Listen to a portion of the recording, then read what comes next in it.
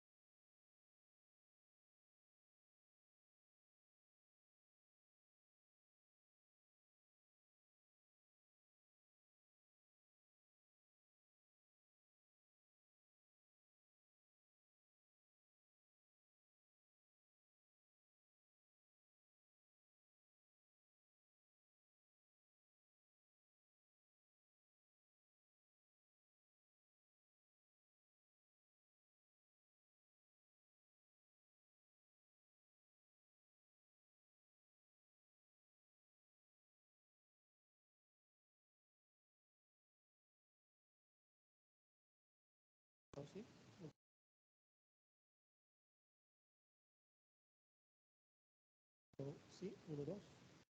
Es probando. Sí. Sí, 1, 2, 3, probando sonido. Aló, ¿me escucha? ¿Ya? ¿Ahora sí? Aló. Aló, sí, 1, 2. Probando sonido, 1, 2.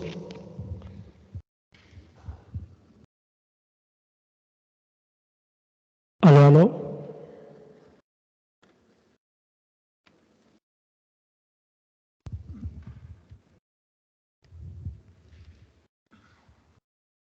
Aló, sí. Sonido. Sí, 1, 2, sí, probando. Sonido. Aló, aló, sonido. Sí, 1, 2.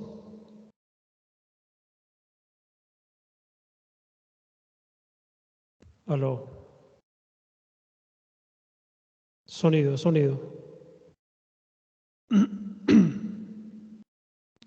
Sonido, 1, 2, 3, probando. Sonido, 1, 2. Aló.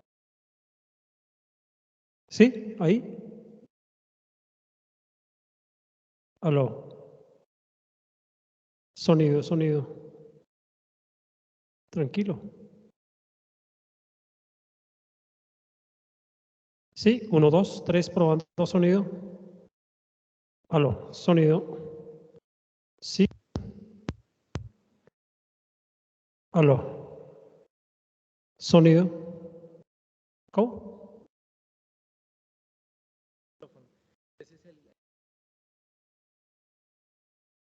Entonces denle la vuelta ya. Sí, sí.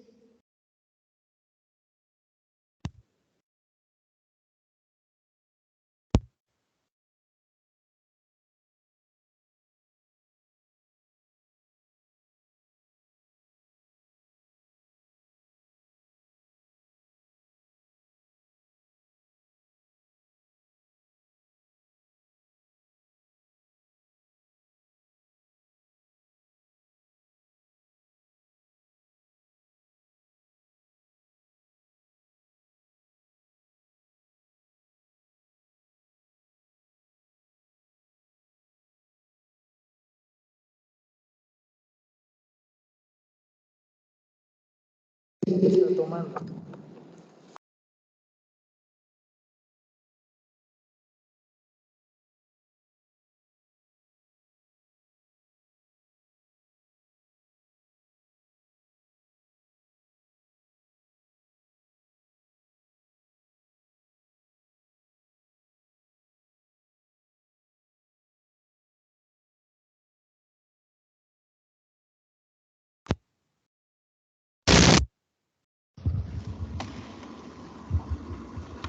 Ya ver.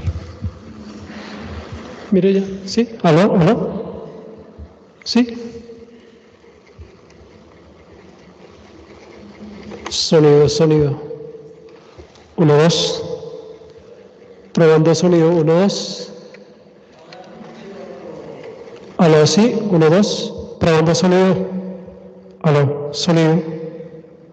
¿Sí? Sonido, sonido.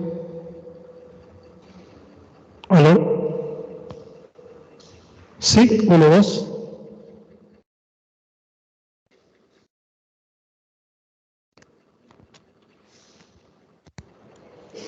¿Aló? ¿Aló? Sonido. 1, 2, 3. Probando sonido. ¿Aló? Ay, Dios.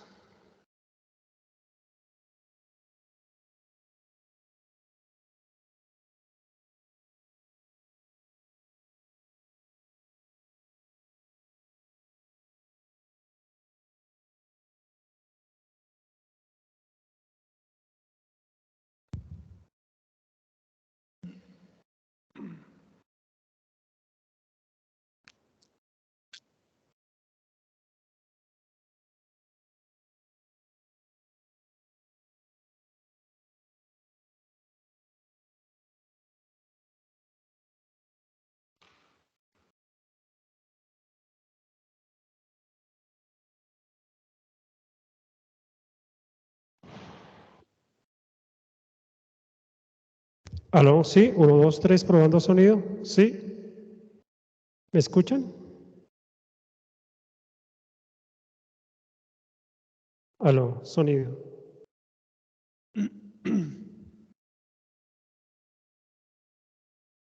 ¿Ya? ¿Ahora sí?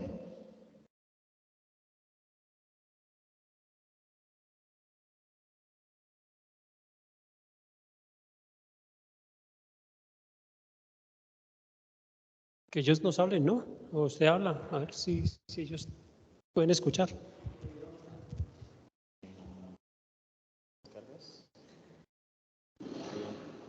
Estas son las que...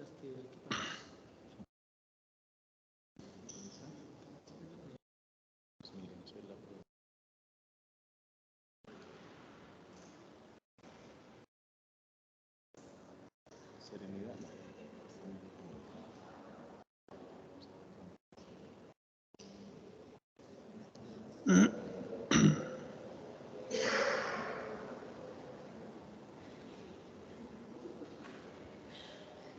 Las actividades prácticas como propuesta para la enseñanza de la educación primaria. Sí, sí, claro.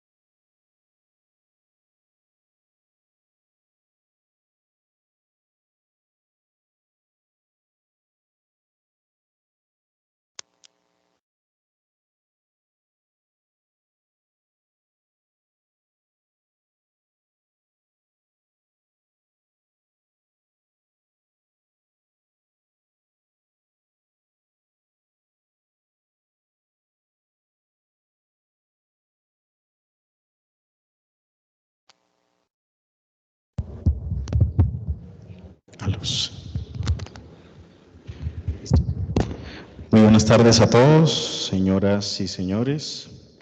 Bienvenidos nuevamente al cuarto Congreso de Ética, Educación y Ciencia.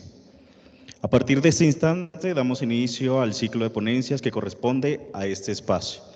Le damos la más cordial bienvenida a los que nos visitan desde el extranjero, participantes el día de hoy, delegación de México, y también los que nos acompañan de manera remota a través de las redes sociales y la parte virtual. Es importante acotar que todos los ponentes del día de hoy van a tener aproximadamente 15 minutos para sus ponencias. A partir de allí, la ronda de preguntas se va a hacer al final, es decir, tenemos aproximadamente 20 minutos al final para poder realizar las rondas de preguntas y generar los debates del día de hoy. En este primer momento se presentará una ponencia que nos llevará a la reflexión sobre el actuar docente en las diferentes aulas de clase.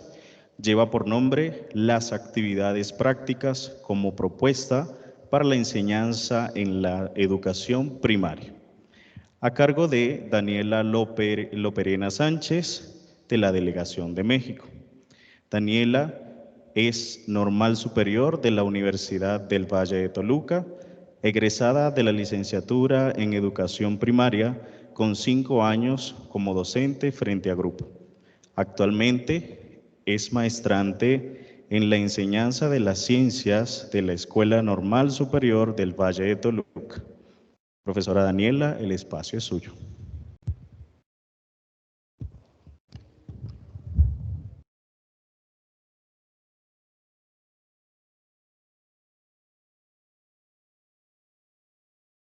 Hola, bueno, como lo mencionaron, pues soy maestrante en la enseñanza de las ciencias y pues soy docente de educación primaria y pues el tema es las actividades prácticas.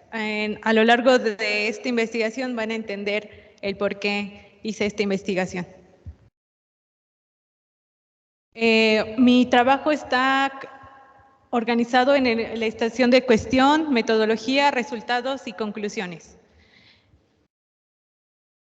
La investigación la realicé en la misma comunidad donde yo vivo, que es en la comunidad de Santa María Tarasquillo, Lerma, Estado de México, y bueno, esa es una foto de la comunidad. La escuela donde realicé mi investigación pues, fue en la escuela primaria Gabriel Ramos Millán, igual está pues, en la zona céntrica del pueblo, y específicamente me centré en la población de un grupo de 5º grado de educación primaria con alumnos de 10 a 11 años de edad. Eran 32 estudiantes, de los cuales pues 18 eran hombres y 14 son mujeres.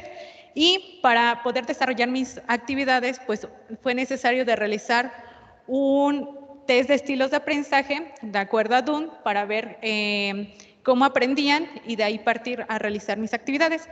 Tenía pues 10 alumnos kinestésicos, 13 visuales, 4 auditivos y 5 visuales kinestésicos.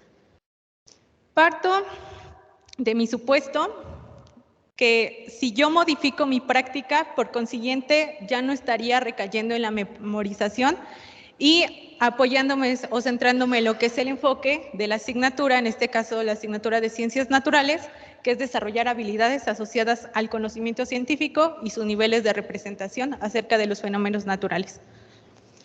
De acuerdo a los antecedentes, el COMIE, que es un centro de investigación de México, realiza cada 10 años esta investigación respecto a la enseñanza de docentes que tienen ciertos años en servicio y pues encontrar que los maestros con menor experiencia pues sucede un fenómeno que es la falta de coherencia en el trabajo de la enseñanza. Es decir, que entre menor años tengan, pues obviamente no innovan sus clases. Y por el otro lado, los docentes con experiencia, pues en realidad no realizan pues otro tipo de actividades innovadoras porque pues ya tienen como establecido una metodología de trabajo que les ha servido durante mucho tiempo. Y aterrizando en cuanto a la enseñanza de la ciencia en México, pues de acuerdo a Pujol nos dice que pues aún muchos piensan que la educación científica solo es de ciertas edades, que los más pequeños pues no tienen esa capacidad para construir sus propias ideas respecto al funcionamiento de hechos y fenómenos. Para comprender mejor el trabajo, pues entendemos la actividad práctica como la manipulación de materiales, objetos, organismos, cuya finalidad es observar y analizar fenómenos. Aquí les muestro pues unas formas comunes que pues se practican. Y pues la característica de este tipo de actividades prácticas es que permiten al estudiante pues crear interrogantes, manipular el objeto y sacar sus propias conclusiones. A esto pues le llamamos como ciencia escolar en comparación de la ciencia erudita que solamente lo realizan los científicos. Para detectar mi problema, como yo les mencionaba, yo tenía que modificar mi práctica para que se vieran esos procesos de mejora. Entonces, pues utilicé la técnica de observación, el diario de trabajo, videos y audios. También realicé un análisis de mi propio actuar a partir de mi planificación docente. Y bueno, de acuerdo a todo utilización de instrumentos y técnicas, me di cuenta que yo realizo estrategias comunes. Las estrategias comunes como la lectura de un fragmento de un libro de texto a manera grupal y luego se hacen preguntas, realizar solamente los modelos, o sea, las representaciones como lo vemos en las escuelas de un volcán, pero solamente era para ver reflejado si cumplió o no cumplió el estudiante. Y pues también que no planeo situaciones para interesar al estudiante por aprender, o sea, a partir de una necesidad de lo que está pasando en su vida cotidiana. Y pues no ejecuto actividades referidas a la experimentación o actividades prácticas que conllevan a eso. Realicé una entrevista no estructurada en la escuela donde me encuentro y pues resulta que se les da más importancia a la asignatura de español y matemáticas porque se supone que son el cimiento para las otras asignaturas, o sea, dejando a las ciencias naturales pues a un lado. Esto pues se ve de manera reflejada a mayor escala porque pues estas actividades solamente se queden en algo tradicional, en algo que los alumnos no construyen y además yo me centro como pues el centro del aprendizaje cuando tendría que ser pues lo contrario. Mi metodología que realicé pues fue parto de la investigación cualitativa. Utilizo el ciclo de reflexión de Smith, donde nos dice que primero para encontrar nuestro problema pues tenemos que describir, o sea, redactar la forma en que yo llevo a cabo pues mi enseñanza, hago una interpretación de la información de acuerdo a lo que me dicen los planes y programas de estudio, lo confronto y hago una reconstrucción. A esto pues es como manejado como la investigación-acción en otros autores como John Eliot, pero en este caso pues me basé en Smith. Para ello, pues yo realicé mi objetivo general, que pretendía yo favorecer la comprensión de los procesos y fenómenos naturales a través de las actividades prácticas, y para ello, pues mis objetivos específicos, primero tenía que conocer qué tipos de ejercicios prácticos iban a permitir la comprensión de los fenómenos, seleccionar aquellos que contribuyeran a alcanzar los aprendizajes esperados, aplicarlos y finalmente pues evaluar si estos fueron adecuados. Este fue mi plan de acción general, lo hice pues en 2 ciclos, el primero fue del 28 al 30 de noviembre y el segundo del 7 al 9 de diciembre.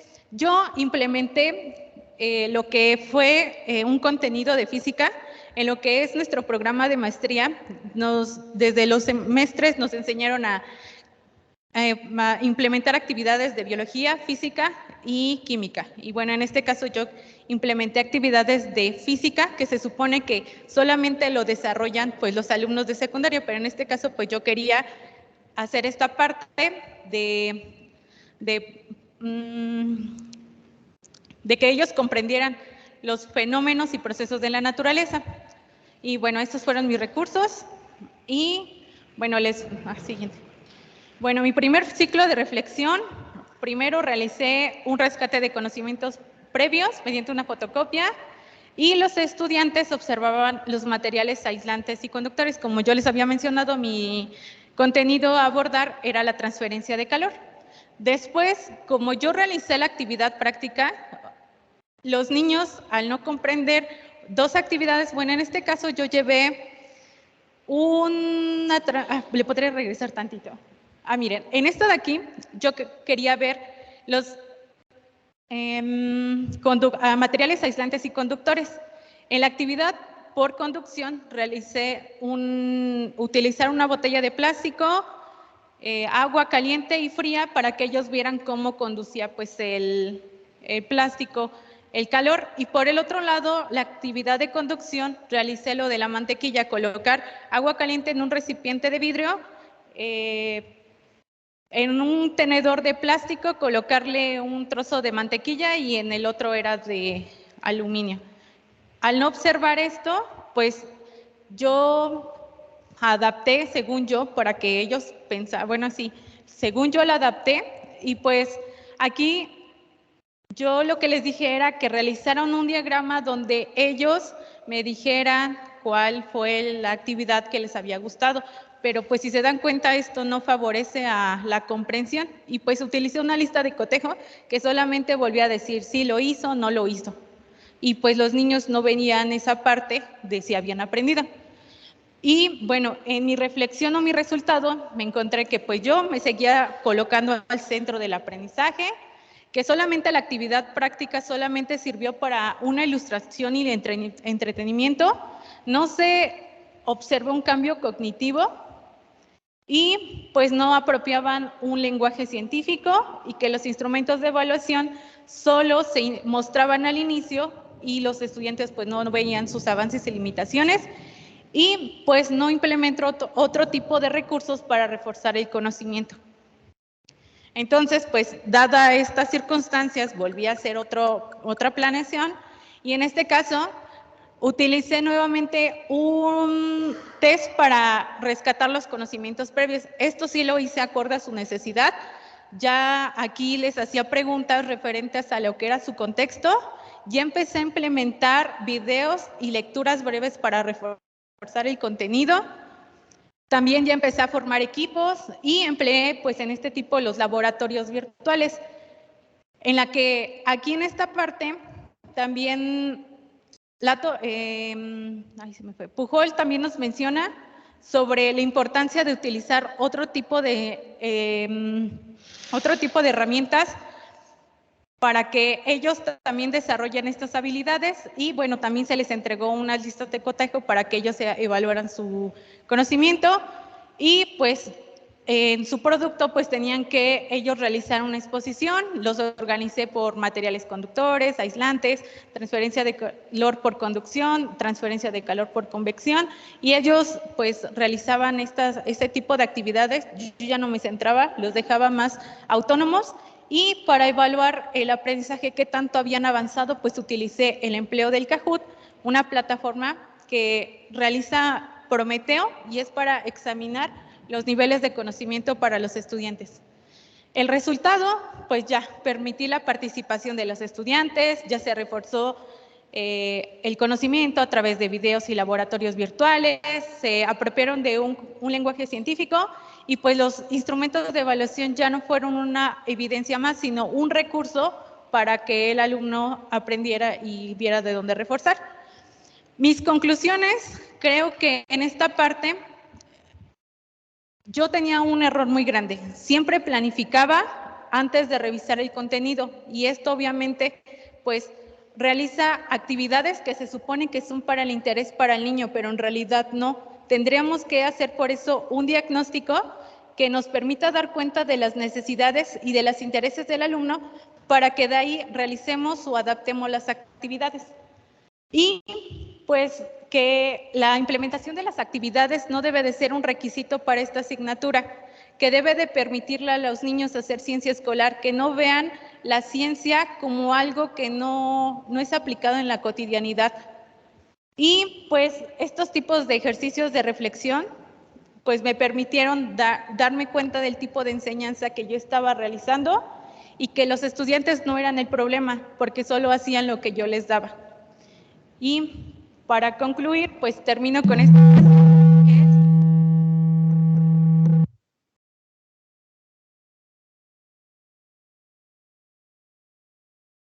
Recordando que no todo es malo, pero va a depender del fin con el que se usa, no habrá necesidad de repetir.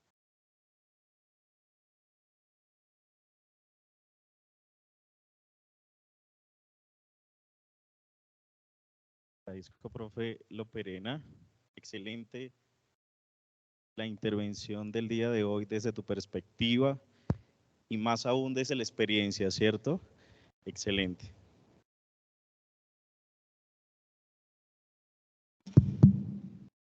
Aló, listo. Para continuar entonces con el ciclo de ponencia, la siguiente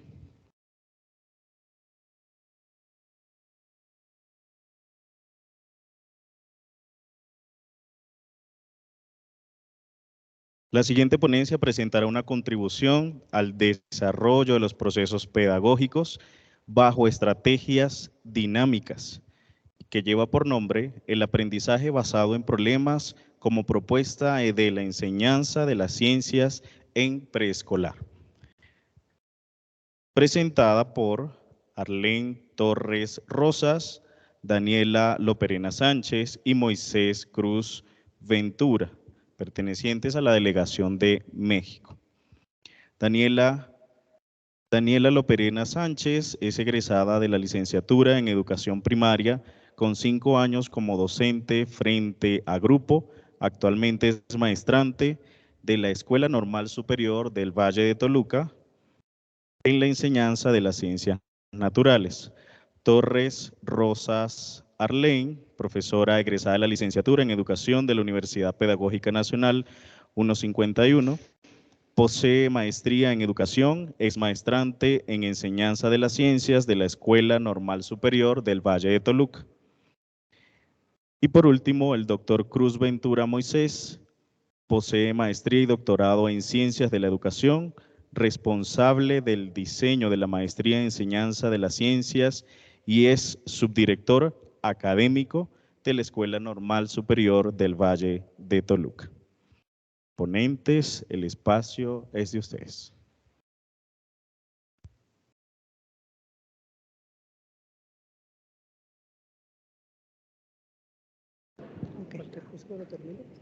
Ok.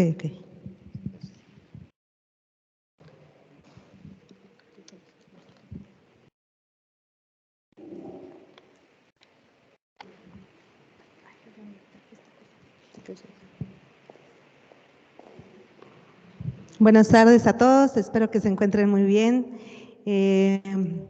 Les doy la bienvenida, aunque no estoy en mi país, ¿verdad? Pero muy orgullosamente venimos representando a México y a la universidad, nuestra casa, la Escuela Normal Superior del Valle de Toluca. Estamos en la maestría en Enseñanza de las Ciencias y bueno, como bien lo dijo, esta es una investigación-acción. Es una investigación desde mi propio quehacer docente en preescolar, en el nivel de preescolar. Y bueno, en colaboración con la compañera Daniela, investigadora también, va a darnos el preámbulo y a contextualizarlos un poco acerca de dónde surgió y cómo surge esta problemática.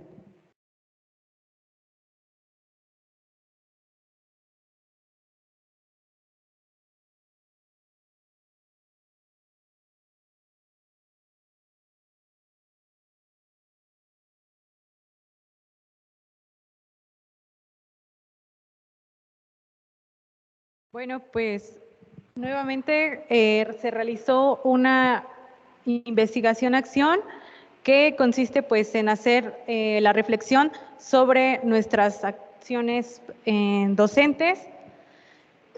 Vamos a implementar la metodología de John Elliott, que nos dice que es un proceso de reflexión de manera cíclica, donde el docente pues se investiga a sí mismo para ver mejoras en los estudiantes. La investigación se realizó en el Jardín de Niños Cacamatzi, en la colonia El Refugio Santiago Tlacotepec, Estado de México. Esta investigación surgió de una necesidad y para poder detectar el tipo de necesidad, nuevamente se implementó, de acuerdo a John Elliott, los instrumentos como la entrevista, el diario de trabajo, el registro mnemotético que se refiere a la transcripción de todos los hechos que suceden a nuestro alrededor. Es como un diario, pero en lo que hace la comparación del diario en contracción de este registro es que se empiezan a señalar como las formas en que estaban los niños acomodados, lo que dijo cada niño, lo que dijo cada docente, o sea, buscando los detalles más posibles. Y pues la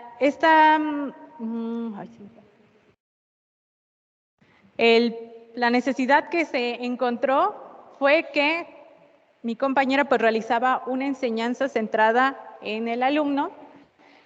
No, perdón, la enseñanza estaba centrada en ella y no en el alumno. Ella se centraba como el centro del aprendizaje. También que no desarrollaba conocimientos científicos, que no hacía una graduación de contenidos de lo simple a lo complejo y la comprensión de la ciencia a lo cotidiano.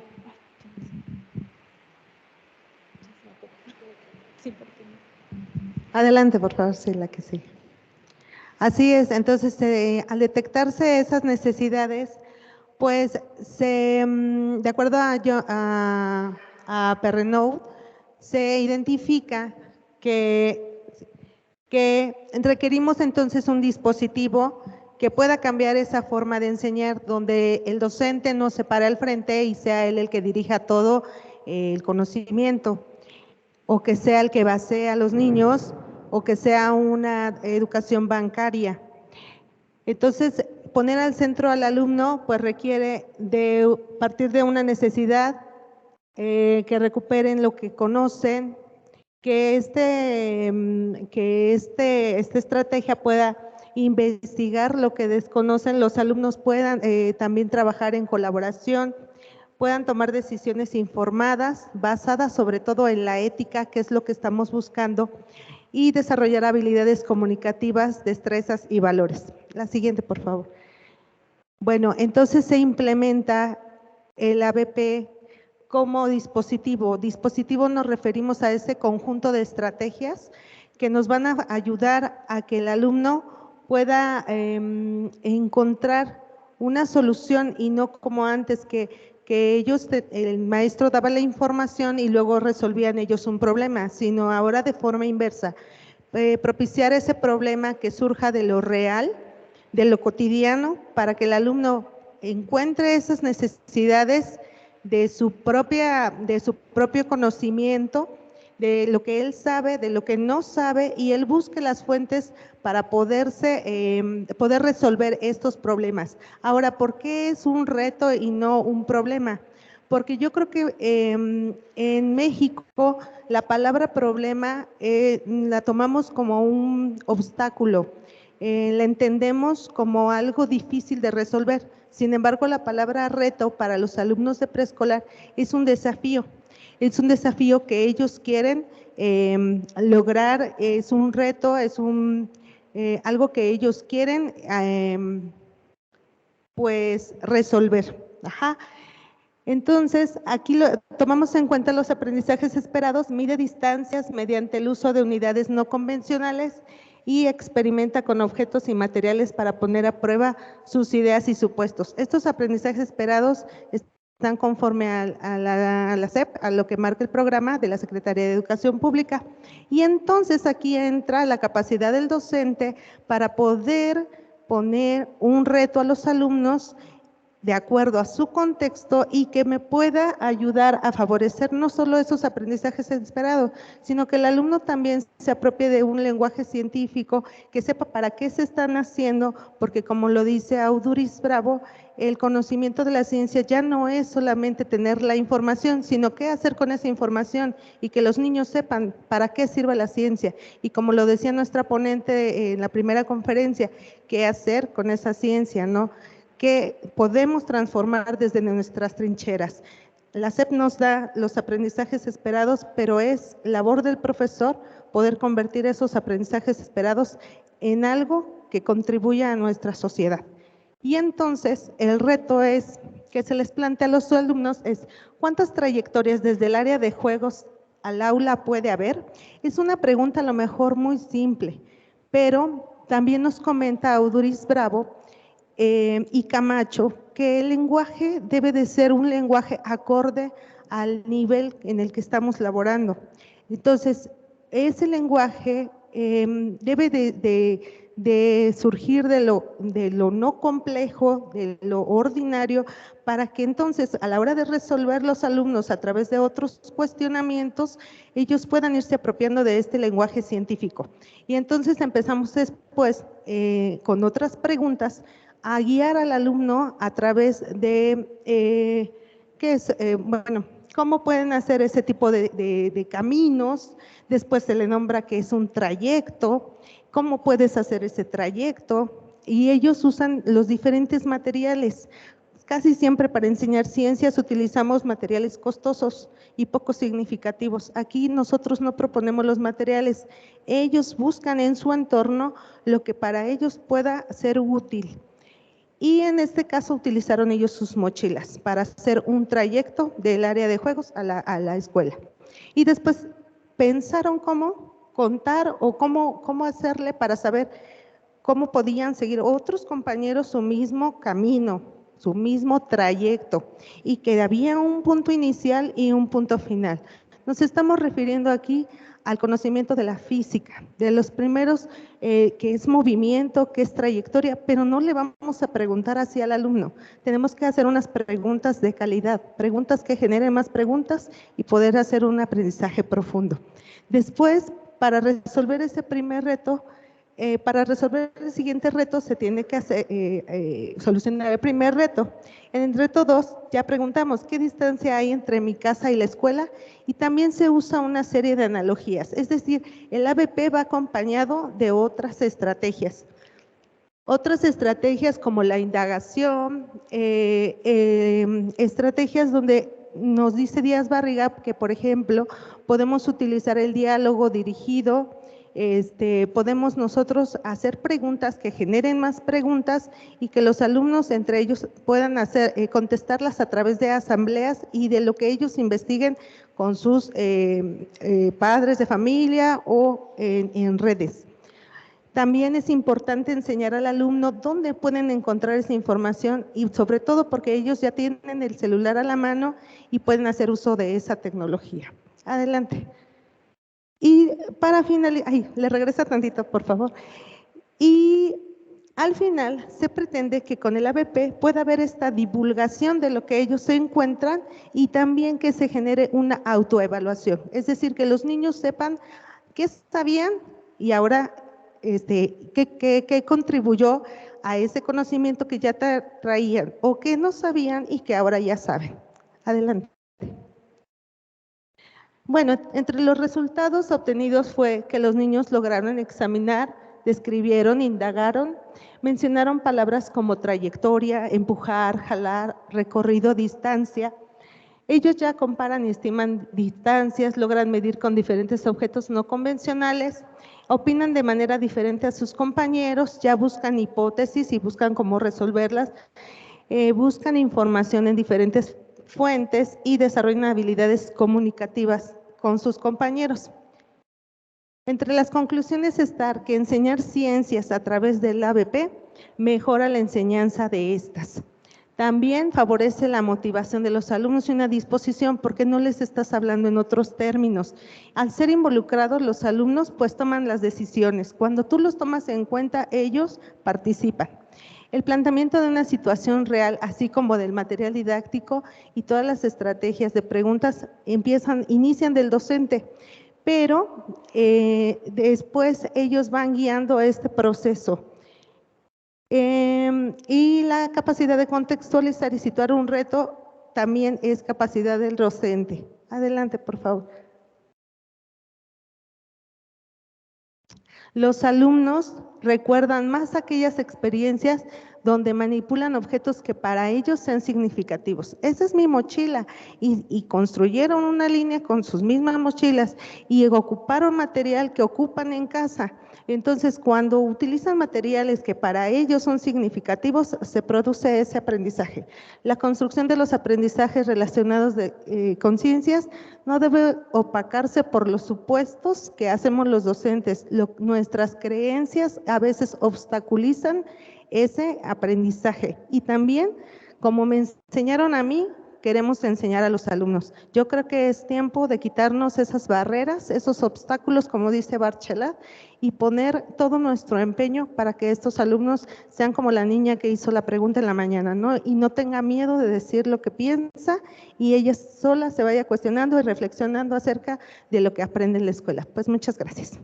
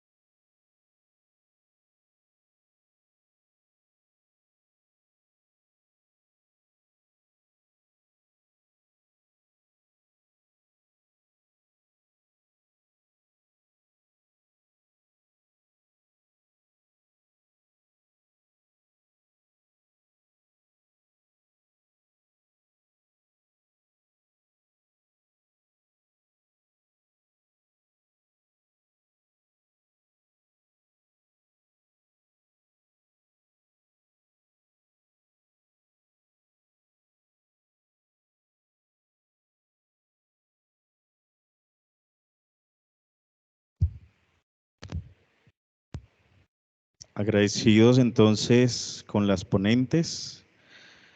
Siempre la labor con los chiquis es una herramienta fundamental para poder continuar con los ciclos más avanzados.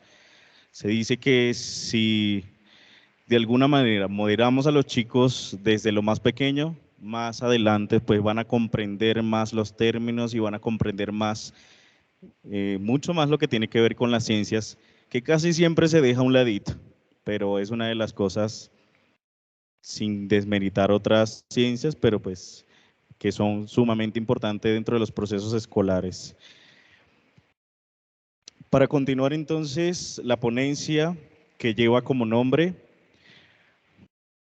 Concientización sobre los derechos humanos en estudiantes de telebachillerato mediante el aprendizaje dialógico, una experiencia desde la investigación-acción, dirigida por Martín Hernández Hernández y Nazaria Martínez Díaz, de la delegación también de México.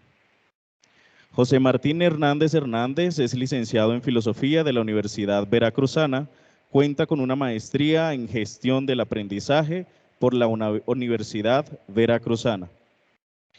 Y Nazaria Martínez Díaz, doctora en Educación Pertenece al núcleo académico en la maestría en gestión del aprendizaje en la línea de generación y aplicación del conocimiento, gestión de la innovación educativa.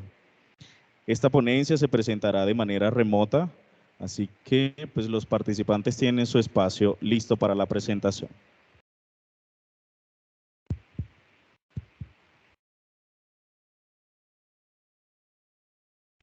Buenas tardes, no sé si me logran escuchar.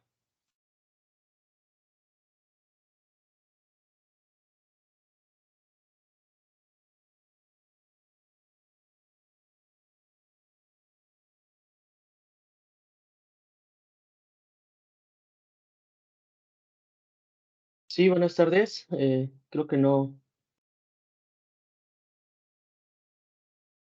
Ok, ok. Solamente aquí una pregunta. Voy a tener yo que estar proyectando, bueno, poniendo las diapositivas, ¿verdad? Ok, ok. Bien.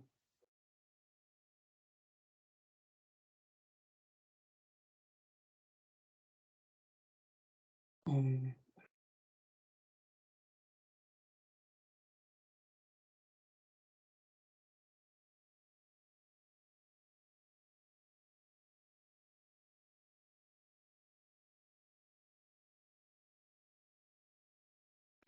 bueno, espero se logre ver la presentación. Si es así, Sí, señor, doy. ya estamos viendo la presentación. Ok, muchas gracias. Muy buenas tardes a todos y a todas. Una disculpa por los pequeños inconvenientes. Pues bien, bueno, voy a presentar en conjunto con, como bien se había mencionado, con la doctora Nazaria Martínez Díaz, esta ponencia, que es una investigación-acción también, como semejante a lo que propusieron las ponentes que pasaron previo a mí, y pues está denominado Concientización sobre los Derechos Humanos en estudiantes de telebachillerato mediante el aprendizaje dialógico, una experiencia desde la investigación-acción. Como preámbulo, y aquí me faltó comentar algunas cosas en las diapositivas, pero rápidamente las abordo. Para hacer este proyecto o esta intervención, mejor dicho, se hicieron se realizó, perdón, toda una intervención, algo previo para poder llegar a esta parte de tener como un objetivo la concientización y también, bueno, todo una experiencia en la parte de la investigación, tanto teórica como en la parte práctica, con los jóvenes del telebachillerato de la zona norte del estado de Veracruz. Aquí en México es parte de lo que estuvimos realizando en en ese centro educativo.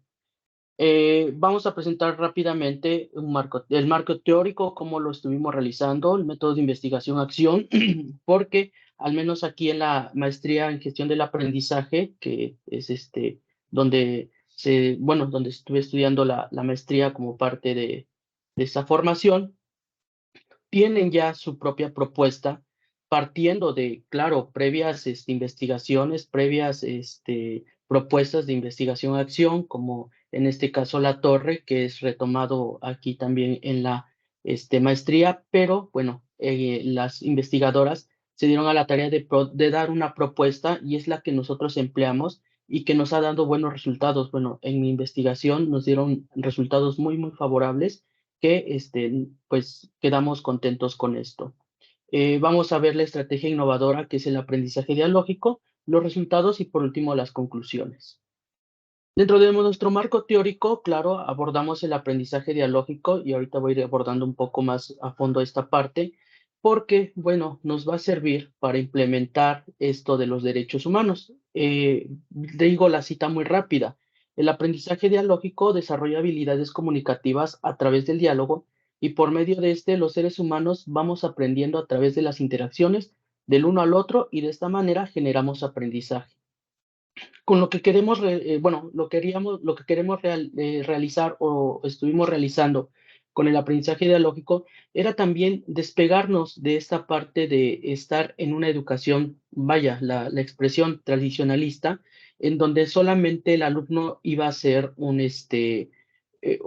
receptor y nada más, ¿no? El alumno como agente pues pasivo, sin ser protagonista de su aprendizaje. Bueno, le estamos dando la vuelta también y por medio del aprendizaje dialógico, tratando de implementarlo con los alumnos, con los estudiantes del telebachillerato, quisimos y tratamos de que ellos estuvieran tomando las riendas de su aprendizaje. Y es que esto va de la mano con lo que es la ideología o los objetivos de la maestría en gestión del aprendizaje aquí en Veracruz, en la Universidad Veracruzana. Lo conjuntamos con los derechos humanos porque, bueno, les había comentado que habíamos hecho previo una investigación en la población estudiantil y vimos que era necesario que los derechos humanos estuvieran presentes en ellos porque tenían problemas tanto sociales, educativos y, claro, en la parte familiar ni se diga, se transgredían sus derechos humanos. Entonces, al querer tratar de dar un giro en la educación, quisimos darle un plus y esto fue con lo de los derechos humanos. Además de que, bueno, aquí en México se es sabido que esta parte de la delincuencia es algo pues alarmante y esta comunidad que se encuentra, les digo, en la zona norte del estado de Veracruz, pues no está exenta de esto, ¿no? Y los jóvenes pues tenían contacto con este tipo de problemas y quisimos también atacarlo de una de otra manera, bueno, no atacarlo, querer apoyar para que los jóvenes tuvieran otra visión y tuvieran otras ideas con los derechos humanos. Retomamos a Paulo Freire porque él es uno de los principales, yo lo veo así y lo platicaba con la doctora Nazaria como uno de los principales pioneros para el aprendizaje dialógico, ya que, pues bueno, el doctor Ramón Flecha, que es catedrático en España, es un pionero, o mejor dicho, es el que inicia el detonante con todo esto de el aprendizaje dialógico y empieza a trabajarlo, que le ha dado también buenos resultados a él y es en donde nosotros retomamos este aprendizaje que, bueno, como les decía, Paulo Freire pues tiene ahí mucho que ver porque el mismo Ramón Flecha, el doctor Ramón Flecha, perdón, toma de base la ideología de este gran pensador que es Freire. Y bueno, desde esta parte de la cita podemos ver que él ve el diálogo como algo que existe, perdón, en la sociedad y como lo menciona ahí, ¿no? Es una exigencia existencialista, perdón. Y bueno, todo lo que tiene de trasfondo es ir transformando, es ir dando pautas para que las personas pues ejerzan esta parte del aprendizaje y pues igual, ¿no? Exista igualdad, existan oportunidades para todos. Y bueno, estas dos citas en conjunto con lo del aprendizaje dialógico, pues claro que nos iba a dar el plus porque pues si buscábamos que los jóvenes empezaran a tomar riendas de lo que viene siendo su aprendizaje y con el aprendizaje dialógico, en conjunto con los derechos humanos, pues claro que ellos iban a empezar a tomar esta parte de conciencia en tanto que pues iban a ver la parte de la importancia, perdón, de estar entablando un diálogo, pero que al mismo tiempo estuvieran aprendiendo.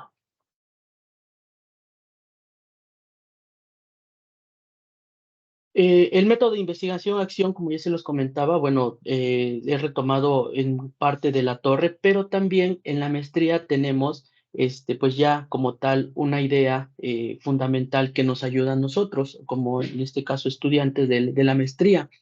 El aprendizaje lo vemos de la siguiente manera, y es una cita de la doctora Silva, de la doctora Mastachi y de la maestra Vadillo, catedráticas de la maestría, en donde ellas comentan que es un proceso de construcción y socioconstrucción de conocimientos dentro de un contexto real para que puedan darle significado y sentido a sus saberes. Retomando esta parte, bueno, pues si nosotros queríamos que el objetivo es que ellos tomaran conciencia de algo real, que ellos lo construyeran también para que lo pudieran entender, pues claro que la idea de aprendizaje aquí desde lo que ellas proponen en este método de investigación-acción, pues quedaba muy acorde, perdón. Retomando a la torre, pues nos indica que la investigación-acción es una forma de indagar, de indagación realizada por el profesorado. ¿Esto qué nos quiere decir? Que vamos a estar, y lo veo así y espero no caer en un error yo, que vamos a estar como en un mejoramiento, ¿no? Si caemos en un error, bueno, saber oportunamente en qué momento estamos cayendo, en qué error, perdón, estamos cayendo para poder mejorar y estar en pro del aprendizaje de los alumnos. Entonces, uno como gestor del aprendizaje también va aprendiendo en conjunto con los alumnos para mejorar este aprendizaje. Por eso es muy importante para nosotros tener este método de investigación-acción muy presente para ir mejorando día a día. En este sentido, para el aprendizaje y tener resultados óptimos para los y las estudiantes, así como también para nosotros, porque pues no estamos exentos de todo esto de una serie de mejoras o áreas de oportunidad, como mejor dicho, como mejor lo decimos nosotros. En la formación de la maestría en gestión del aprendizaje, lo anterior se puede visualizar, lo que les acabo de comentar de esto de ir mejorando con estos momentos, el de diseñar, el de planear, implementar, evaluar, socializar y buscar institucionalizar estas propuestas. Es decir, no nos quedamos con nosotros, con lo que nosotros vamos obteniendo de resultados o vamos viendo qué estamos realizando. Perdón, no nos quedamos con esa información nosotros, sino pues la compartimos y por eso también buscamos espacios como estos y estamos muy, muy agradecidos con los organizadores del Cuarto Congreso Internacional de Ética, Ciencia y Educación, porque nos permiten socializar esta idea o estas ideas o esta investigación, porque podemos pensar que esto también puede ayudar y también nos pueden ayudar a seguir creciendo para poder mejorar en esta parte que es la investigación, acción, institucionalización en el aprendizaje y en la educación de, pues, en este caso de adolescentes. Con esto, bueno, con esto anterior y con esto previo que ya he comentado, nos vamos de fondo al aprendizaje dialógico porque pudiera ser que es poco conocido o a lo mejor está escuetamente, pues dicho lo que es el aprendizaje dialógico, ya que pues estuve igual comentando con un maestro que está trabajando esta parte y me dio luces bastante, buenas, las cuales pues las presento a continuación, ya que, bueno, el aprendizaje dialógico va a tener como eje central 7 principios, los cuales, y desde aquí ya partimos en donde decíamos que le damos un plus a los derechos humanos, porque también lo ejercían los alumnos al estar teniendo el diálogo igualitario, al tener una inteligencia cultural, al tener la transformación, una dimensión instrumental, perdón, creación de sentido, esta parte de la solidaridad y la igualdad de diferencias. Estos 7 principios van a dar pauta para que realmente se dé el aprendizaje dialógico. Nadie va a estar por encima de nadie, ni siquiera en este caso yo como gestor que estuve interviniendo en el telebachillerato Tumbadero, no estaba por encima de los alumnos, estábamos a la par y era una forma de trabajar en la cual los alumnos sentían esta parte de tener una confianza, de crear realmente un sentido, de tener, a pesar de que se tenían igual diferencias, bueno, pero nos sentíamos igual en tanto que podíamos compartir y los alumnos iban teniendo un crecimiento académico de menos a más y que eso fue bastante bueno para nosotros en tanto que pues iniciaron, ahorita se los voy a mostrar también en los resultados, cómo es que iniciaban y cómo es que terminaron los estudiantes. Entonces, estos 7 principios en conjunto con el tema de los derechos humanos quedó muy ad hoc para que los estudiantes tuvieran bastantes resultados positivos y a nosotros, bueno, nos ayudaba igual el ir evaluando. En este caso del aprendizaje y con esto que acabo de comentar también, pues nosotros comentábamos que el conocimiento pues se va a ir creando y se recrea. Y esto nos lo dice también en una cita en donde se encuentra el doctor Ramón Flecha, en donde pues él entiende que el conocimiento se va a crear y recrear. Es decir, en todo momento va a estar cambiando, pero no vamos a perder de vista estos 7 principios, los cuales nos van a estar ayudando a que esto se vaya dando de manera pues paulatina y sin estar forzando las cosas. Y bueno, la estrategia, que esto nosotros también vimos muy acorde a lo que queríamos o lo que es, perdón, a lo que encontramos de las necesidades con los estudiantes del telebachillerato, que es la de la interacción y la comunicación. ¿Por qué digo esto?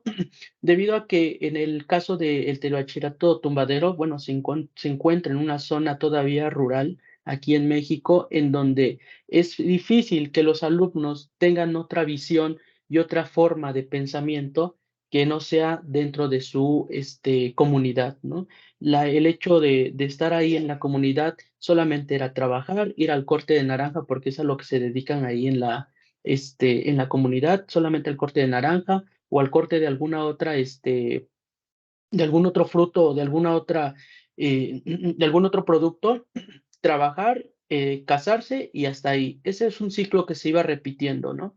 Entonces, al ver todo esto y empezar con esto de la interacción, la comunicación, el implementar lo que les he comentado sobre los derechos humanos y tener todo este panorama, presentárselos poco a poco a los alumnos, al final se dieron cuenta que eso, pues también, en ese caso, ellos podían, perdón, elegir y no quedarse solamente con lo que veían, ¿no? Entonces, nos dio gusto que ellos empezaran a tener unas ideas distintas y que, pues, hasta la fecha, ellos, pues, han estado buscando y han estado, pues, teniendo otra forma de vida u otro estilo de vida al que estaban acostumbrados.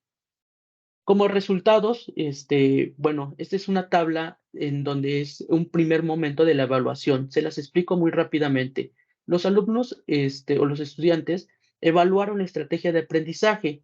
La línea gris son los focos rojos en donde nosotros veíamos que había un problema. En la primera, lo voy a mencionar, que ellos decían que, bueno, se les preguntaba que si regularmente durante las sesiones existía como tal un diálogo o una comunicación. Bueno, 3 respondieron que sí, pero, uno más dijo que no. Entonces, ahí dijimos, bueno, ¿por qué responde que no? Y es hasta eso, el anaranjado no es que dijeran que totalmente se estaba dando un diálogo, ¿no? Sino que a lo mejor se estaba dando un diálogo y cosa que nos alarmó también. En el caso de, en la respuesta número 8, en la pregunta número 8, en donde si había un ambiente de respeto, pues había ahí 2 personas que decían que a lo mejor sí había respeto y que 2 decían que sí, ¿no? Entonces, la interacción que ellos tenían era algo muy alarmante también, porque, pues, no tenían, pues, esta parte de ser conscientes de que tenían que tener esta parte del respeto, de que deberían de tener, perdón, esta parte de, pues, el hecho de sus, comportamientos buenos dentro de la institución.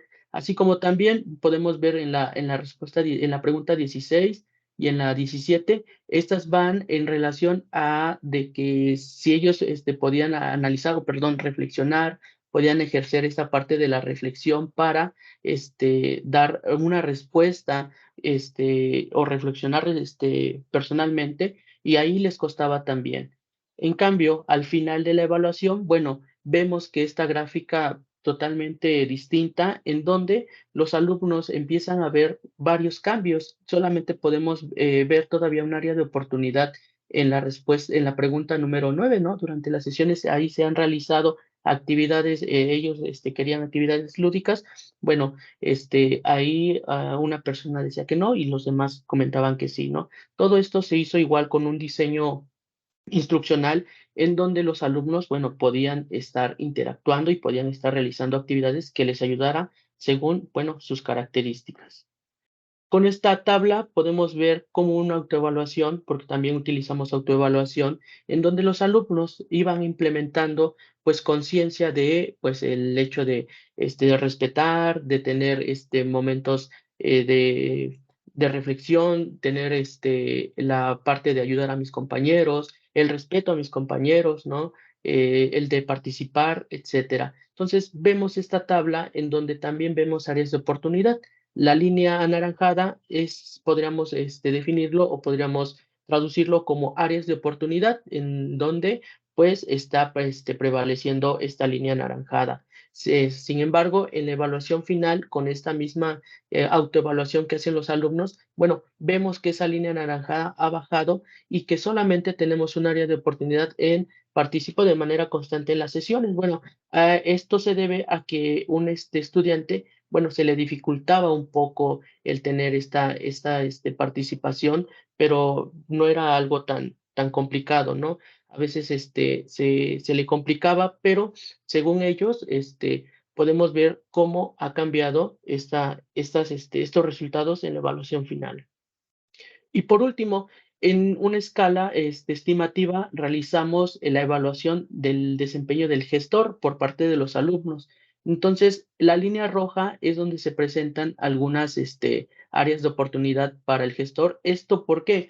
Porque ¿por qué se realiza la evaluación al gestor? Se realiza para que igual mejorara, para que se dieran mejor las oportunidades y los resultados fueran los más óptimos al final de todo esto. Entonces, por eso también se presenta y vemos que hay una línea roja y hay una línea anaranjada donde se presentan focos y áreas de oportunidad para el mejoramiento del desempeño del gestor. En cambio, al final, con las mismas preguntas, en la misma escala estimativa, los alumnos responden y estas áreas de oportunidad casi son solventadas en su totalidad. En esta evaluación final podemos ver que prácticamente el desempeño, bueno, al ojos de los estudiantes, pues se mejoró y esto se vio también impactado en lo que fue los resultados que ellos dieron dentro de sus actividades, como ya lo mostrábamos en las tablas anteriormente. Bueno, con esto van a comentar, bueno, ¿y cómo se pudieron dar cuenta que los alumnos estaban siendo conscientes de sus derechos humanos? Bueno, por eso les comentaba al inicio, casi al inicio, en donde les mostrábamos los 7 principios, en donde los alumnos, bueno, los estudiantes, perdón, podían estar ejerciendo sus derechos humanos, podían estar siendo conscientes porque los iban poniendo en práctica. Se les daba de cierta manera esta parte teórica, bueno, voy a decirlo así, pero en la parte de las sesiones, conforme se iban realizando las actividades, conforme ellos estaban teniendo la interacción, iban empleando, perdón, el aprendizaje dialógico, con estos 7 principios, bueno, ellos iban ejerciendo poco a poco esos derechos humanos que al final pudieron concientizarlo. Y esto lo pudimos ver, como les comento, gracias a las gráficas que acabamos, o las figuras, perdón, que acabamos de mostrarles. En conclusión, bueno, pudimos ver que el método investigación-acción nos permitió obtener resultados favorables dentro de nuestro proyecto por medio del diseñar, del planear, perdón, implementar y evaluar nuestro proyecto. Esto, como les comentaba, iba como en espiral prácticamente, cada vez mejorando hasta obtener resultados óptimos en favor de los estudiantes y las estudiantes y en favor del gestor para poder tener esta mejora. La estrategia de aprendizaje basada en el dialógico, perdón, complementó de la mejor manera el tema de los derechos humanos, como ya se los había comentado, en donde, bueno, estos 7 principios que contiene la estrategia innovadora pudieron estarlos practicando en todo momento en las sesiones. La misma estrategia, otra conclusión, la misma estrategia de aprendizaje permitió que los y las estudiantes fueran pasando de la escasa participación, como lo veíamos en las gráficas, la falta de confianza, la poca comprensión, a un ambiente en donde todos, estudiantes y gestor, permitieran crear un ambiente favorable.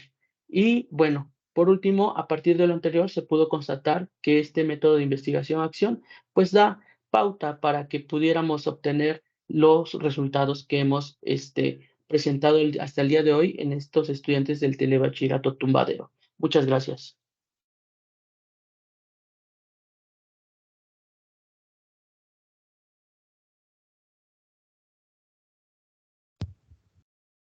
Excelente, Martín. Pues un tema bastante fundamental para todos en la actualidad, lo que tiene que ver con derechos humanos, que pues deben de respetarse desde el inicio y poder saber cuáles son y con cuáles contamos principalmente. Gracias, Martín, por tu ponencia el día de hoy. vamos a hacer un espacio para una pequeña ronda de preguntas. Me parece oportuno, ya para que no se nos olvide, al final ya tenemos 3 ponencias en esta primera parte. Entonces vamos a partir el tiempo en 2. Vamos a hacer una pequeña ronda de preguntas ahorita, vamos a dedicar unos 10, 15 minuticos. Y luego al final de las otras 3 ponencias, pues hacemos lo mismo, dedicamos unos 15, 10 minuticos para las preguntas de esas 3 ponencias. ¿Debes reiniciar? ¿Debes reiniciar la llamada? No, ¿cierto?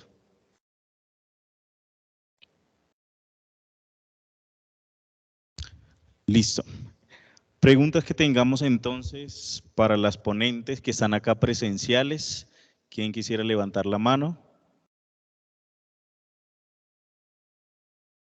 ¿Sí? Espérame un segundito.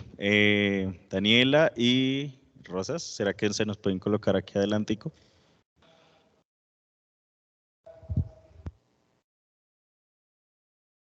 Espérame, ya te acerco. Es mejor para que te podamos escuchar todos. Listo. Buenas tardes. Hola. Pues mi nombre es José, soy también normalista y pues tengo unas pequeñas preguntas muy por encimita. En la primera ponencia, la de Daniela, no me equivoco, hablábamos del tema de la investigación, ¿cierto? Y se mencionaba que un autor, no me acuerdo el nombre exactamente, que por la edad los niños no investigaban o algo así como por el estilo. Pues por el devenir de todo eso, los jóvenes hemos visto que los niños también tienen esa capacidad de indagar, a través, aunque ellos no hagan un marco teórico, o pues no sé, un estado de la ciencia, pues ellos indagan en sus propias cosas. Pero entonces, pues creo que también se puede relacionar la pregunta con la de la compañera Arlene, y es el hecho de cómo puedo generar esa motivación al niño para que cumpla esos retos, porque yo sí le puedo proponer retos al niño, pero hay niños que están físicamente, pero la mente está en otro sitio. Entonces, ¿qué estrategias se pueden implementar para generar en el niño un espíritu investigador, un espíritu que indague y que más allá del juego también se vaya al porqué de las cosas? Sería eso, nada más. Gracias por tu pregunta. ¿Cuál de las dos? ¿Las dos? Vale, pues. Bueno, mira, muy interesante esa pregunta. ¿Los niños desde chiquitos pueden tener esa motivación? Sí. Yo te puedo contestar con una cita de Bachelard que dice que todo conocimiento es una respuesta a una pregunta. Si no ha habido una pregunta, no puede existir un conocimiento científico. Nada es porque sí, nada es gratuito, todo se construye.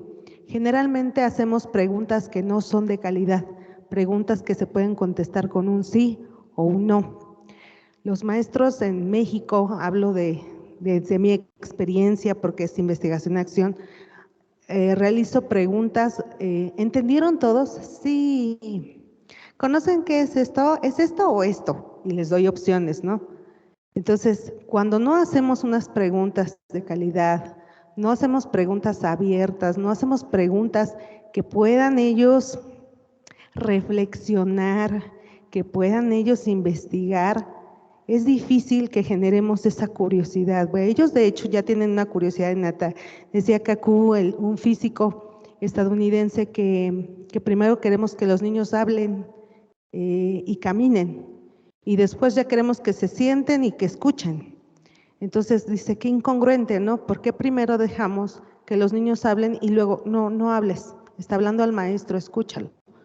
Entonces Es triste ver cómo los niños en preescolar se quedan callados, sentados, tienen miedo a preguntar, tenemos miedo a indagar, tenemos miedo al error, a cometer errores. Y si me pregunta no es buena, si se burlan, si mi pregunta a lo mejor es muy obvia para los demás y nos quedamos con esa curiosidad, ¿no? Hablábamos precisamente acerca de por qué hay poca divulgación de la ciencia, porque México, pues una es por el bajo presupuesto, ¿no? Pero otra es precisamente por ese temor, ese desconocimiento, ese miedo, y generalmente nos quedamos con todo ello porque desde niños no nos enseñaron a indagar.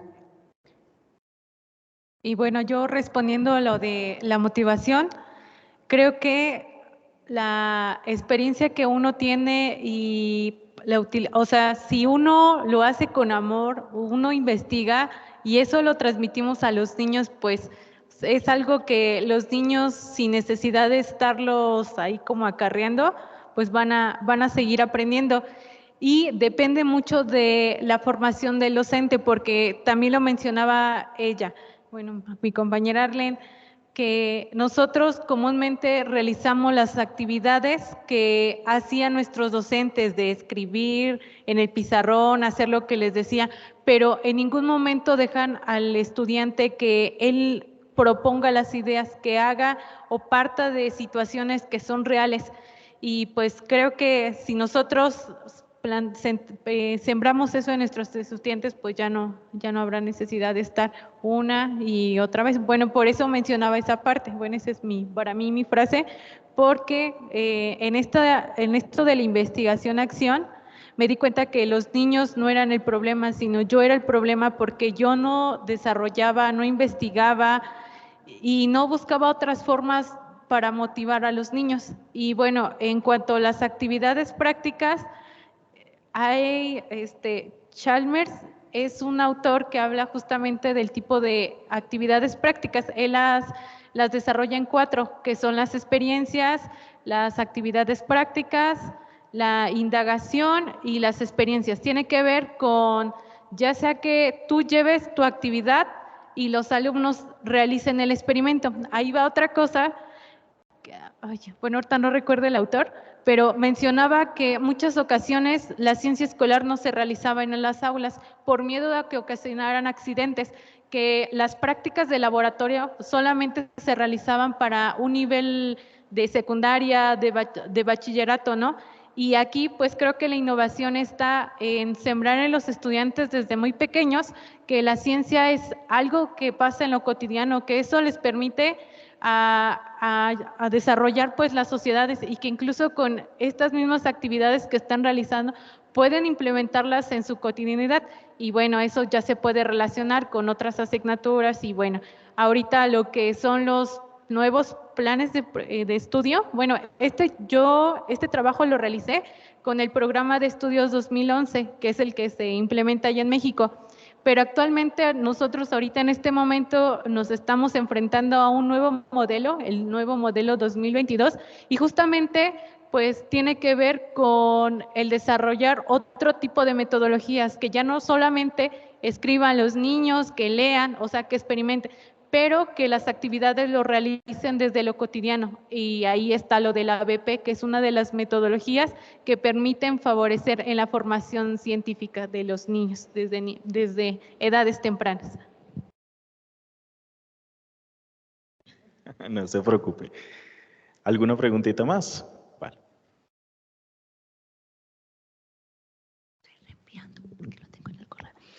Buenas tardes. Muchas gracias por estar aquí, por esta ponencia, este tema tan interesante. Yo tengo una pregunta que de pronto no sé qué dirá su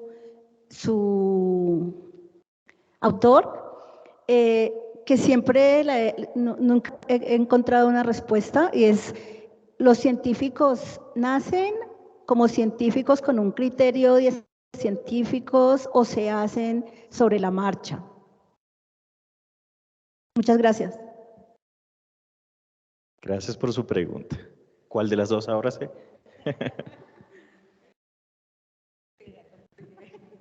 realmente estamos sintonizadas.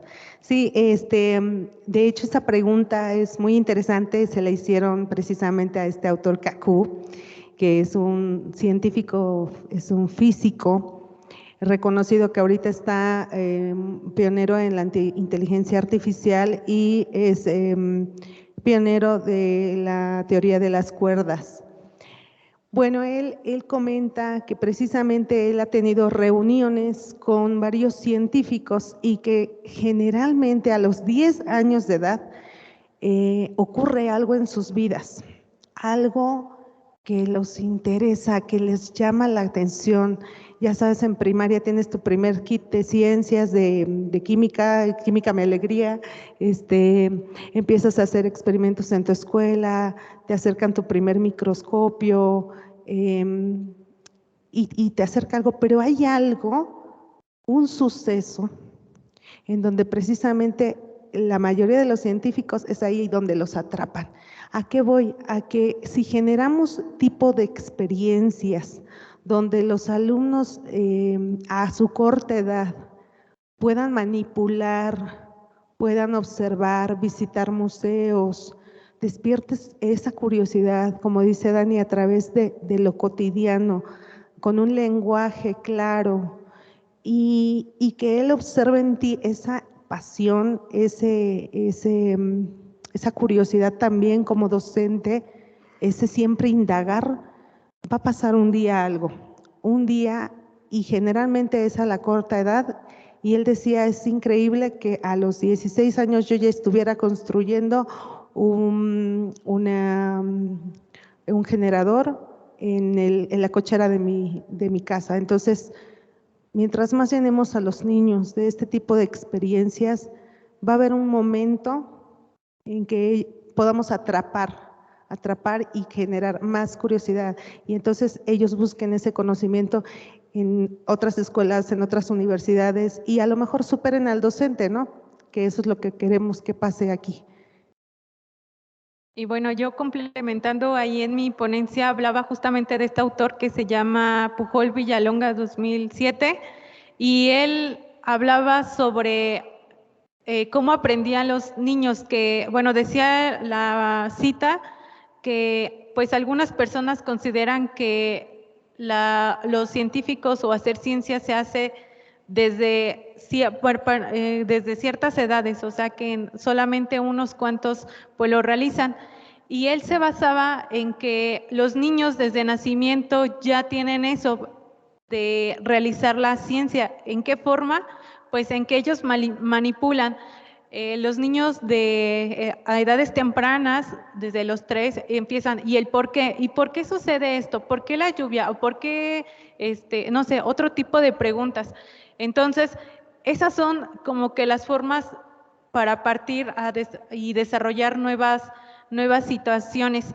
Y creo que aquí en esta parte, nosotros que somos, ella en este caso de preescolar, que es un grado más bajo, y yo de nivel primaria, si estamos en sintonía, creo que podemos como que avanzar y apoyar a otros docentes a que la ciencia pues sea más fácil, porque yo recuerdo que cuando yo escuchaba química o esas asignaturas es algo bien complicado, pero si ya se hace ese cimiento desde edades tempranas, pues ya lo demás pues es como que el resto para los nuevos maestros, es como una gradualidad. Excelente. ¿Alguna pregunta para nuestro profe remoto, que está de manera remota, Hernández José Martín? ¿Vale? Hola, otra vez yo, tan cansón, ¿no? Bueno, me encanta mucho el enfoque de los derechos humanos a la transformación de los contextos mexicanos, ¿cierto? Admiro mucho la propuesta y me encantó. Pero tengo ahora una pequeña pregunta. Si esto lo intentamos sacar ya del contexto México a Latinoamérica, ¿qué estrategias propones, por ejemplo, para países,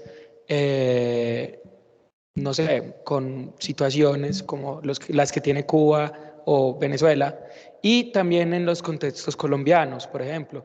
Me gusta mucho, pero me gustaría pues conocer, y si pues tampoco hay una respuesta fija, no hay problema, porque no conoces este contexto, pero también agradecería pues algún aporte. Listo, muchas gracias. Vale, gracias por tu pregunta. Profe José Martín. Ok, muchas gracias por la pregunta. Realmente una pregunta yo creo bastante compleja, pero pues que sirve para poder repensar las cosas. Es cierto, yo creo que está pensado para el contexto mexicano, específicamente está pensado para el contexto del estado de Veracruz. Aquí en México, y no me dejarán mentir las ponentes que están ahí con ustedes presencialmente, el mismo país de México tiene diferentes contextos en donde, pues, de hecho, estado a estado hay diferentes problemáticas en donde, pues, sería un poco complicado poder sacar de contexto, poder implementarlo. No, no sería complicado, claro que no, pero sí un poco complicado el poder estar implementando, porque, bueno, la zona geográfica, de hecho, bueno, aquí en la maestría tenemos esta parte de decir que todos en una región, bueno, tiene un contexto de fondo, ¿no? Tú bien lo comentabas, el hecho de, hasta cómo van aprendiendo las personas, bueno, va a ser muy diferente a cómo, aprenden en un lugar a otro. En este caso, bueno, para poder implementarlo en países, ahora voy a esta parte de tu pregunta, países que están, por ejemplo, lo que mencionabas, ¿no? Cuba, Colombia, Venezuela. Bueno, de entrada se tendría que ir poco a poco, ¿no? El hecho de que se vaya trastocando esto de los derechos humanos, porque igual yo no llegué con estos jóvenes de un momento a otro a decir, ¿saben qué? Les voy a hablar de derechos humanos, estos son tus derechos con el aprendizaje dialógico y vámonos, ¿no? Qué bueno que los hayas visto y me retiro, ¿no? El hecho es que, como bien dice el título de mi propuesta, concientizar y que para que esto pueda suceder, bueno, los alumnos o los estudiantes tienen que ir con un proceso, poco a poco, paulatinamente. En este caso, para países con, por ejemplo, Cuba, que es un país que, bueno, todos tenemos una noción de Cuba un poco no tan abierta a muchas cuestiones y que está limitada, bueno, tendríamos que ver cómo poder ir tocando, si no de lleno los derechos humanos, bueno, sí ver qué cosas se van permitiendo en estos países o en estos lugares para poder ir trabajando con con estas personas. Y de igual manera, bueno, desconozco el contexto de Colombia, como bien comentabas, bueno, pero sería ir tocando, yo creo que el aprendizaje dialógico, y no es por defenderlo, da para muchas cosas, y es una propuesta que actualmente yo creo que podría implementarse desde, bueno, desde la parte de la escuela, pero también en contextos de trabajo, en contextos de círculos sociales, porque eso, desde ahí nació, perdón, esta propuesta del aprendizaje dialógico. Entonces yo creo que sería, paulatinamente, tendría yo que conocer bien todos esos contextos para o tener una idea más general sobre todos estos contextos y sobre todo en la parte de la educación.